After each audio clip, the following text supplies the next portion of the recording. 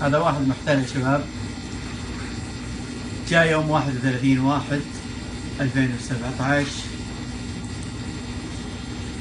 وطلب من الكاشير أن يسوي له اوردر بقيمة 51 ريال وأعطاه 500 ريال.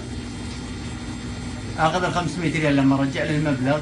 لاحظوا الطريقة شلون، لاحظوا أعطاه 500 ريال، أخذ ال 500 ريال الآن 500 أخذها اللي هو الكاشير هنا. هذا 500 لاحظتوا يا شباب.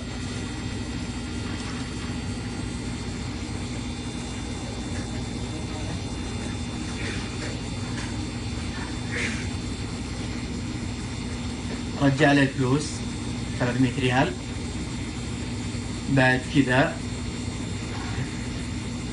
رجع له الخمسينات، صار معاه 450 ريال، باقي ريال واحد عليه. لاحظوا غطى الفاتورة بالفلوس غطاها.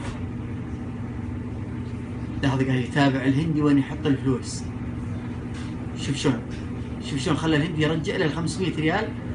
شوف شلون سحبها وحطها مخباته، وراح يطلب مرة ثانية يقول لك ايش اللي عندك طلبات، ابغى ازيد طلب اخر.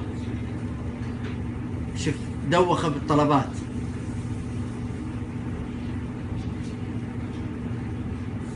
لاحظ اعطاه 50 ريال مع العلم انه اخذ ال 500 اللي اعطاه اياه، وهذا الصرف اللي معاه الان من الصرف اللي اعطاه اياه الكاشير.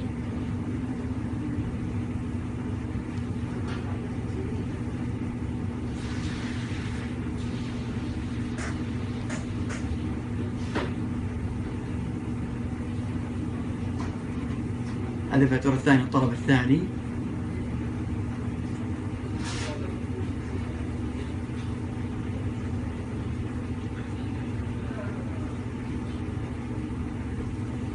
أخذ الفلوس وراح.